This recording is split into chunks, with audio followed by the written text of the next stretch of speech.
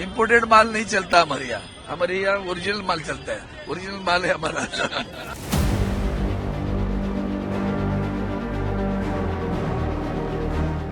महाराष्ट्र विधानसभा चुनाव को लेकर सूबे में राजनीतिक सरगर्मियां तेज हैं। महाराष्ट्र में नई सरकार बनाने के लिए सत्तारूढ़ महायुति गठबंधन और विपक्षी एनडीए गठबंधन पूरा दमखम लगा रहा है। इसी बीच शिवसेना उद्धव गुट के सांसद अरविंद सावंत के एक बयान को लेकर बवाल मचा हुआ है। दरअसल अरविंद सावंत ने शिंदे गुट के उम्मीदवार शाइना एनसी को लेकर विवादित बयान दिया है। अरविंद सावंत ने शाइना के शिंदे गुट से चुनाव लड़ने पर सवाल उठाया और कहा कि हमारे यहाँ चुनाव में इम्पोर्टेड माल नहीं चलता है। अरविंद के इस बयान को महिला सम्मान से जोड़कर शाइना ने इसके जवाब में कहा कि महिला हूँ, माल नहीं हूँ। यहाँ तक कि शाइना ने अरविंद के खिलाफ शिकायत भी दर्ज करवा दी। इसी बीच मामले को लेकर महाराष्ट्र के मुख्यमंत्री एकनाथ शिंदे ने कहा कि बाला साहब ठाकरे उस सांसद का मुंह तोड़ देते जिसने शाइना एनसी के खिलाफ अपशब्दों का इस्तेमाल किया। एकनाथ शिंदे ने मीडिया से बातचीत में कहा, महाराष्ट्र की बहनें सावंत को उनकी जगह दिखाएंगी। ये सभी बहनें अपनी बहन का अपमान करने वालों से बदला लेंगी और चुनाव में उन्हें वापस घर भेजेंगी। अगर बाला साहब होते तो कोई शिवसैनिक ऐसा करता तो वो उसका मुंह तोड़ देते। दरअसल एकनाथ शिंदे की शिवसेना ने शाइना को मुंबा देवी सीट से उम्मीदवार घोषित किया है। उनका मुकाबला कांग्रेस उम्मीदवार और सिटिंग विधायक अमीन पटेल से होगा। सावंत से शुक्रवार को शाइना एनसी के चुनाव लड़ने पर सवाल किया गया। इसके जवाब में उन्होंने विवादित बयान दे दिए। उनकी हालत देखो ना भैया, जिंदगी भर वो भाजपा में रही, अब कहीं नहीं तो इनके दूसरे पार्टी में गई। और ये इम्पोर्टेड नहीं चलता, यहाँ इम्पोर्टेड माल नहीं चलता हमारे यहाँ ओरिजिनल माल चलता है, ओरिजिनल माल है हमारा। इसके बाद शाइना एनसी ने अरविंद सावंत के खिलाफ शिकायत दर्ज करवाई और विपक्षी गठबंधन पर निशाना भी साधा। एफआईआर दर्ज हुआ है नागपाड़ा पुलिस स्टेशन में सेक्शन 79 और section 356(2) outraging the modesty of a woman. Election commission और महिला आयोग ने भी कॉग्निसेंस लिया है। ये एक जंग है महिलाओं के सम्मान के लिए। और जब उन्होंने ये बयान दिया कि मैं इम्पोर्टेड माल हूं, वहां उनके बगल में मुंबा देवी के आमदार अमीन पटेल जी हंस हंस के देख रहे थे। मैं पूछना चाहती हूं, जब कोई भी व्यक्ति महिला हो या पुरुष काम के आधार पर चर्चा करना चाहती है तब आप चर्चा नहीं करेंगे, आप डिबेट नहीं करेंगे। लेकिन व्यक्तिगत टिप्पणी करना, objectification of a woman, outraging the modesty of a woman, ये कोई छोटी समस्या नहीं है। और हम टीवी डिबेट्स पे जाते हैं, चर्चा करते हैं, घर आते हैं।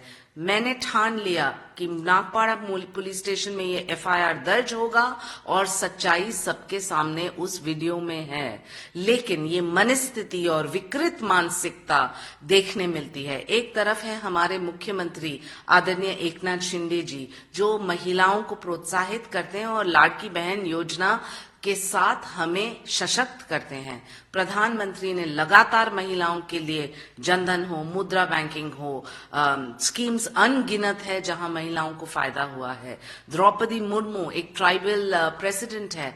हम सबको एकजुट एक आवाज में उठाना है, इस मुद्दे पे ही नहीं, सभी मुद्दे पे। और मैं पूछना चाहती हूं, कहां हैं वो सब नेत्री विपक्ष के जो हमेशा बोलते हैं और आज चुप हैं?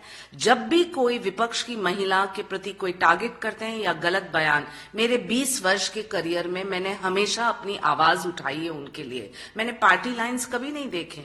लेकिन यहाँ महाविनाश अघाड़ी के नेतागण भी चुप है, उनकी नेत्री भी चुप है, लेकिन जनता की आवाज बुलंद है। और मां मुंबा देवी के आशीर्वाद के साथ हर एक मुंबा देवी की महिला बाहर आके मुझे समर्थन कर रही है।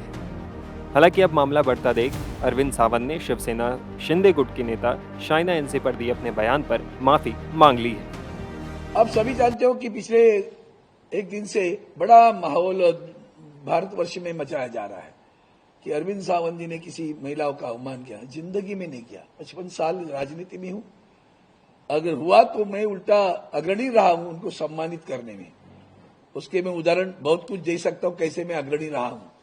लेकिन दूसरी तरफ मैं इतना ही कह सकता हूं, जिस तरह से जो वक्तव्य हुआ वो वक्तव्य को उसका अलग अर्थ लगाकर जानबूझकर मुझे टारगेट किया जा रहा है, वो मुझे खेद लगता है, दुख लगता है।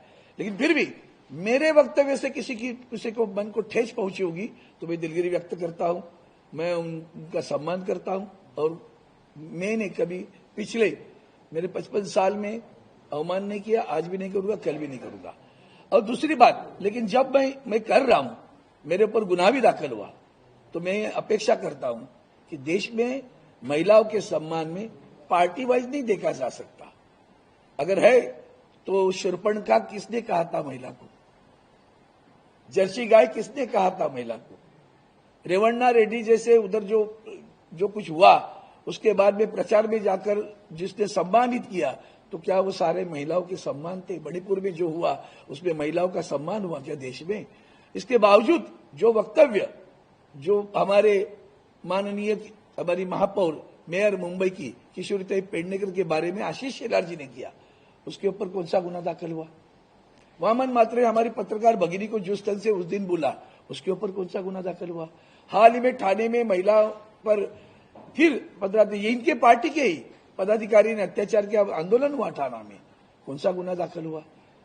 हमारे यहाँ जो पूर्व सांसद है उन्होंने जो कुछ किया, उसके ऊपर कौन सा गुना दाखिल हुआ?